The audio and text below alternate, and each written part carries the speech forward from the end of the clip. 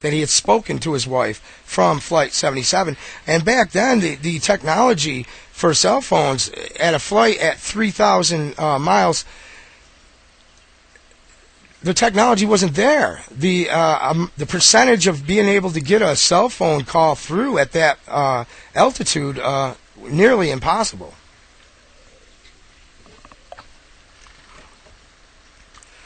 Point number 14, the size of a Boeing 757 is approximately 125 feet in width, and yet images of the impact zone at the Pentagon, supposedly caused by the crash, merely show a hole no more than 16 feet in diameter.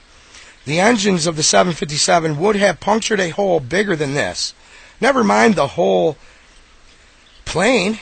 Images before the partial collapse of the impact zone show little real impact damage and a sparse debris field completely inconsistent with the crash of a large jet airliner, especially when contrasted with other images showing airplane crashing into the building.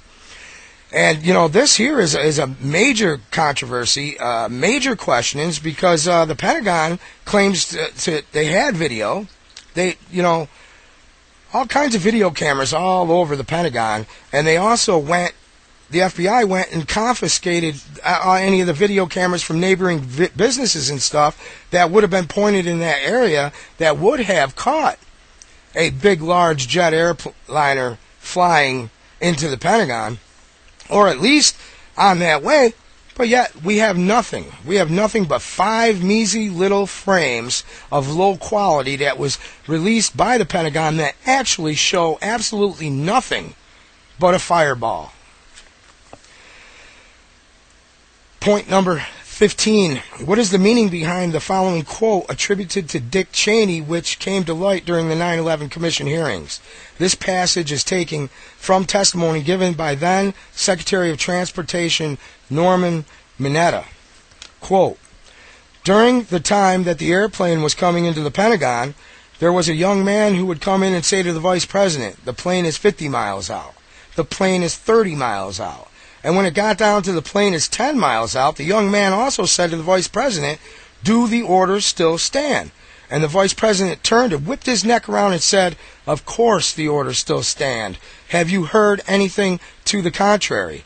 As the plane was not shot down, in addition to the fact that the armed fire jets were nowhere near the plane and the Pentagon defensive system was not activated, are we to take it that the orders were to let this plane find its target? And combine that with what we were just talking about earlier about Cheney getting full command of NORAD during this time, which is really unprecedented. It's unheard of. They have generals in place for that. They have generals that are trained for that. But Dick Cheney, he's an evil individual. And he didn't have faith enough that they would allow us to be attacked.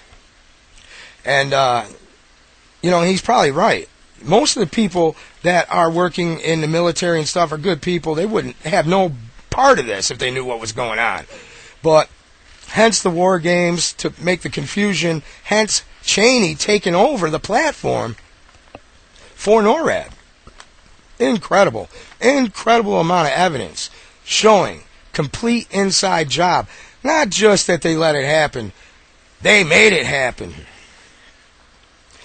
Point number 16, in May of 2003, the Miami Herald reported how the Bush administration was refusing to release a 900-page congressional report on 9/11 because it wanted to avoid enshrining embarrassing details in the report, particularly regarding pre-9/11 warnings as well as the fact that the hijackers were trained at U.S. flight schools. Point number 17. So this has been reported on. We have documents. We've have officials and other people that were warned not to fly on 9/11. Willie Brown of San Francisco being one of them. Horrible.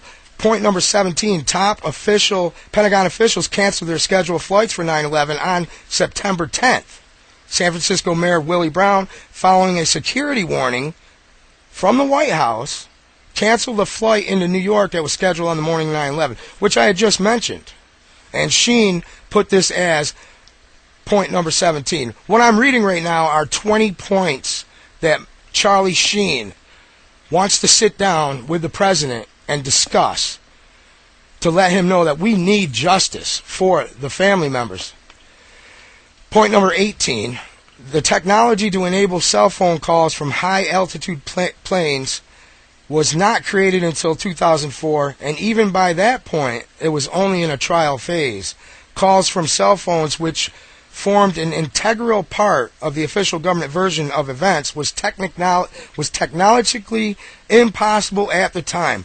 And we already covered that. But, this is key because it got so many people fired up, especially with the story about Flight 93, where, the guy supposedly fought back with a terrorist and said, let's roll on him, and all that. Incredible. The technology didn't even exist. Point number 19, on April 29, 2004, President Bush and Vice President Cheney would only meet with the commission under specific clandestine conditions. They insisted on testifying together and not under oath. They also demanded that their testimony be treated as a matter of state secret. To date, nothing that they spoke of that day exists in any public domain. And finally, point number 20. A few days after the attack, several newspapers, as well as the FBI, reported that a paper passport that had been found in the ruins of the World Trade Center. In August of 2004, CNN reported that 9/11 hijacker Jihad Jarrah's visa was found in the remains of Flight 93, which went down in Shanksville, Pennsylvania. I mean, how is this guy's paper passport floating to the ground, found in the wreckage, when the whole towers, the whole buildings were reduced to a fine powder substance, when there was molten metal? Molten metal 2-3 weeks after 9/11. How could there be thermal spots that hot when jet fuel only burns? Let's even give it the benefit of doubt that jet fuel burns at 2,000 degrees Fahrenheit. Still not going to bring down these towers into rubble at free fall speed with no resistance from the floors below,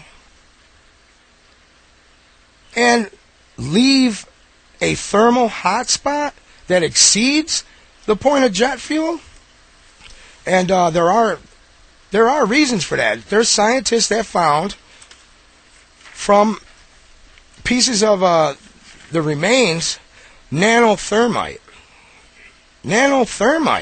and you could see where it looked like, from what was left at ground zero and the beams that were still standing, you could see where there was bubbly stuff on these cut beams, they look like.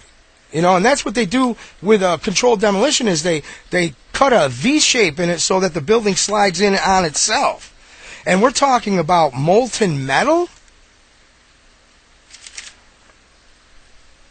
Incredible.